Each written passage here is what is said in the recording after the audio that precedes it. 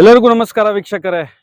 ಕಳೆದ ವರ್ಷ ಮುರುಡೇಶ್ವರ ಘಟನೆ ಜ್ಞಾಪಕ ಇದೆ ಅಲ್ವಾ? ಎಲ್ರಿಗೂ ಜ್ಞಾಪಕ ಇರುತ್ತೆ. ನಮ್ಮ ಮುಳಬಾಗಿಲು ತಾಲೂಕಿನ ಜನತೆಗಂತೂ ಅದು ಮರೆಯೋಕ್ಕೆ ಸಾಧ್ಯನೇ ಇಲ್ಲ. ಮತ್ತೆ ಈಗ ಶೈಕ್ಷಣಿಕ ಪ್ರವಾಸಗಳು ಪ್ರಾರಂಭ ಆಗ್ತಾ ಇದೆ.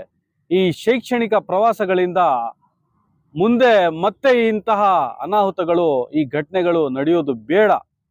ಈಗಲೇ ಎಚ್ಚೆತ್ಕೋಬೇಕಾಗಿದೆ. ಶಾಲಾ ಕಾಲೇಜುಗಳಿಂದ ಈಗ ಶೈಕ್ಷಣಿಕ ಪ್ರವಾಸಗಳು, ಟೂರ್ಗಳು ಪ್ರಾರಂಭ ಆಗುತ್ತೆ. ಈಗ ಅದಕ್ಕೆ ಕಡಿವಾಣ ಹಾಕಿ ಅಂತ ಹೇಳಕ್ಕಾಗಲ್ಲ, ಯಾಕಂದ್ರೆ ನಿರಂತರವಾಗಿ ಆ ಶೈಕ್ಷಣಿಕ ಪ್ರವಾಸಗಳು ನಡಿಬೇಕು. ಶಾಲಾ ಕಾಲೇಜಿನ ವಿದ್ಯಾರ್ಥಿಗಳಿಗೆ ಪ್ರವಾಸಗಳಿಂದ ಅವ್ರಿಗೂ ಮಾಹಿತಿ ಸಿಗಬೇಕು. ಆದರೆ ಕಳೆದ ವರ್ಷ ನಮ್ಮ ತಾಲೂಕಿಗೆ ಒಂದು ದುಃಖಕರ ಸುದ್ದಿ ಈ ಮುರುಡೇಶ್ವರದ್ದು ಬಂದಿತ್ತು. ಆದರೆ ಮತ್ತೆ ಅಂತಹ ಘಟನೆಗಳನ್ನು ಮರುಕಳಿಸೋದು ಬೇಡ. ಅದಕ್ಕೆ ಈಗಲೇ ಒಂದು ಎಚ್ಚೆತ್ಕೋಬೇಕು. ನಾನು ನಮ್ಮ ಕ್ಷೇತ್ರ ಶಿಕ್ಷಣಾಧಿಕಾರಿಗಳಲ್ಲಿ ಮತ್ತು ಶಾಸಕರಾದ ಸಮೃದ್ಧಿ ಮಂಜುನಾಥ್ ಸರಲ್ಲಿ ಮತ್ತು ಇಲಾಖೆಯಲ್ಲಿ ಯಾರು ಇದ್ದಾರೆ ಮತ್ತು ವಿಶೇಷವಾಗಿ ಶಾಲೆಯ ಮುಖ್ಯಸ್ಥರಲ್ಲಿ, ಶಿಕ್ಷಕರಲ್ಲಿ ಮನವಿ ಮಾಡಿಕೊಳ್ಳೋದು, ಮತ್ತೆ ಈಗ ಶೈಕ್ಷಣಿಕ ಪ್ರವಾಸಗಳನ್ನು ಪ್ರಾರಂಭ ಆಗಿದೆ. ಈ ಸಮುದ್ರ ಕಡೆ ಹೋಗ್ತೀರಾ ಮತ್ತು ನೀರಿನ ಕಡೆ ಹೋಗ್ತೀರಾ, ನೀವು ಎಚ್ಚರದಿಂದ ಇರಬೇಕು. ಮತ್ತು ಖಡಾಖಂಡಿತವಾಗಿ ಹೇಳಬೇಕಾಗುತ್ತೆ, ಮಕ್ಕಳಿಗೆ ಏನಾದರೂ ಪ್ರಾಬ್ಲಮ್ ಆದರೆ ನೀವೇ ಜವಾಬ್ದಾರರಾಗಿರ್ತೀರಾ. ಯಾರು ಜವಾಬ್ದಾರರು? ಯಾರು ಮುಖ್ಯೋಪಾಧ್ಯಾಯರು ಇರ್ತಾರೆ, ಯಾರು ಪ್ರಾಂಶುಪಾಲರು ಇರ್ತಾರೆ, ಯಾರು ಶಿಕ್ಷಕರ ಜೊತೆಯಲ್ಲಿ ಇರ್ತಾರೆ, ಅವರೇ ಜವಾಬ್ದಾರರಾಗಿರ್ತೀರಾ. ಅದಕ್ಕೆ ನೀವು ಎಚ್ಚರಿಕೆಯಿಂದ ಶೈಕ್ಷಣಿಕ ಪ್ರವಾಸದಲ್ಲಿ ಮಕ್ಕಳ ಜವಾಬ್ದಾರಿ ನೀವು ತಗೋಬೇಕಾಗುತ್ತೆ. ಪೋಷಕರಲ್ಲಿ ಮನವಿ, ಶೈಕ್ಷಣಿಕ ಪ್ರವಾಸ ನಾಟ್ ಕಂಪಲ್ಸರಿ. ನೀವು ನಿಮ್ಗೆ ಇಷ್ಟ ಆದಲ್ಲಿ ಕಳಿಸ್ಕೊಡಿ, ಇಲ್ಲಾಂದ್ರೆ ನೀವು ಕಳ್ಸೋದು ಬೇಡ.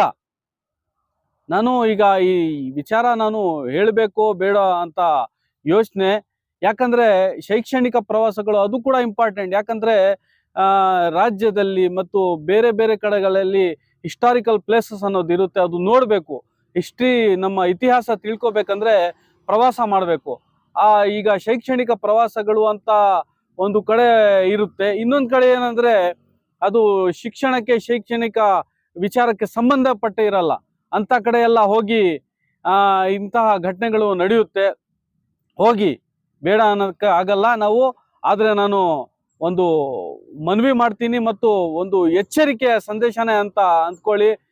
ಯಾರು ಮುಖ್ಯಸ್ಥರಿರ್ತಾರೆ, ಯಾರು ಶಿಕ್ಷಕರಿದ್ದಾರೆ, ಅವರೇ ನೇರ ಜವಾಬ್ದಾರರು.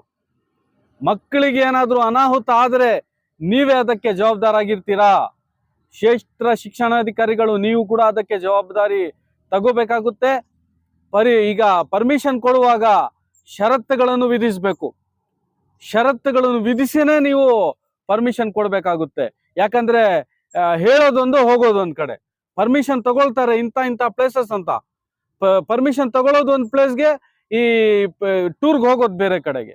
ಅದಕ್ಕೆ ಹೋಗುವಾಗ ಕ್ಷೇತ್ರ ಶಿಕ್ಷಣಾಧಿಕಾರಿಗಳ ಪರ್ಮಿಷನ್ ಏನ್ ತಗೊಳ್ತೀರಾ ಅದೇ ಪ್ಲೇಸಸ್ಗೆ ಹೋಗ್ಬೇಕಾಗುತ್ತೆ. ಬೇರೆ ಪ್ಲೇಸಸ್ ಏನಾದ್ರು ಹೋದ್ರೆ ನೀವೇ ಜವಾಬ್ದಾರರು. ಅನಾಹುತಗಳು ಆಗ್ಬಾರ್ದು. ಅಕಸ್ಮಾತ್ ಏನಾದ್ರು ಅನಾಹುತಗಳು ಆದ್ರೆ ನೀವೇ ಜವಾಬ್ದಾರಾಗಿರ್ತೀರಾ. ಎಲ್ಲಾ ಶಾಲಾ ಶಿಕ್ಷಕರಿಗೆ, ಮುಖ್ಯಸ್ಥರಿಗೆ, ಯಾರು ಇದಕ್ಕೆ ಜವಾಬ್ದಾರಾಗಿರ್ತಾರೆ ಅವ್ರಿಗೆ ಇದು ಮನವಿ ಮುಟ್ಟಿಸ್ಬೇಕು. ಮತ್ತು ಕ್ಷೇತ್ರ ಶಿಕ್ಷಣಾಧಿಕಾರಿಗಳು ಕಂಪಲ್ಸರಿಯಾಗಿ ನಿಮ್ಮ ಹತ್ರ ಪರ್ಮಿಷನ್ ತಗೊಳ್ಳೇಬೇಕು. ನಿಮ್ಮ ಹತ್ರ ಪರ್ಮಿಷನ್ ಕೊಟ್ರೇನೆ ನೀವು ಕಳಿಸ್ಬೇಕು. ಯಾರಾದ್ರೂ ವಿಥೌಟ್ ಪರ್ಮಿಷನ್ ಏನಾದ್ರು ಟೂರ್ಗೆ ಹೋಗಿದ್ರೆ ಅವ್ರ ಮೇಲೆ, ಅಂತ ಶಾಲೆ ಮೇಲೆ, ಅಂತ ಸಂಸ್ಥೆಯ ಮೇಲೆ ನಿರ್ದಾಕ್ಷಿಣ್ಯ ಕ್ರಮ ತಗೋಬೇಕು. ಖಾಸಗಿ ಆಗಿರ್ಲಿ ಮತ್ತು ಸರ್ಕಾರಿ ಶಾಲೆ ಆಗಿರ್ಲಿ, ಸರ್ಕಾರದ ಹತ್ರ ಪರ್ಮಿಷನ್ ತಗೊಳ್ಳೇಬೇಕು. ಅದು ಸರ್ಕಾರಕ್ಕೆ ಸಂಬಂಧಪಟ್ಟಿರುತ್ತದೆ. ಅದಕ್ಕೆ ಜವಾಬ್ದಾರ್ ನೀವಾಗಿರ್ತೀರಾ ಅಂತ ನಾನು ಈ ಮುಖಾಂತರ ಒಂದು ವಿಶೇಷ ಮಹತ್ವದ ವಿಚಾರ ನಿಮ್ಮ ಮುಂದೆ ಇಡ್ತಾ ಇದ್ದೀನಿ. ಇದು ಪೋಷಕರಲ್ಲಿ ಕೂಡ ಮನವಿ ಮಾಡ್ಕೊಳ್ತಾ ಇದ್ದೀನಿ. ನೀವು ಕೂಡ ಇದರ ಕಡೆ ಗಮನ ಕೊಟ್ಟು ಮತ್ತೆ ಈ ಮುಂದೆ ಏನಾಗಬೇಕು ಅಂತ ನೀವೇ ಯೋಚನೆ ಮಾಡಬೇಕಾಗುತ್ತೆ. ಇಷ್ಟು ಇವತ್ತಿನ ವಿಚಾರ ನಿಮ್ಮ ಮುಂದೆ ಇಟ್ಟಿದ್ದೀನಿ. ಈ ಮನವಿಯನ್ನು ಎಲ್ಲರೂ ಸ್ಪಂದಿಸಬೇಕಾಗುತ್ತೆ. ಈ ವಿಚಾರವನ್ನು ನಿಮಗೆ ಇಷ್ಟ ಆಗಿದ್ದಲ್ಲಿ ಇದಕ್ಕೆ ಕಾಮೆಂಟ್ ಮಾಡಿ, ನಿಮ್ಮ ಅನಿಸಿಕೆಗಳನ್ನು ತಿಳಿಸಿ. ಈ ವಿಡಿಯೋ ನಿಮ್ಗೆ ಏನಾದರೂ ಮಾಹಿತಿ ಇದ್ರೆ ಶೇರ್ ಮಾಡಿ. ಥ್ಯಾಂಕ್ ಯು ವೀಕ್ಷಕರೇ.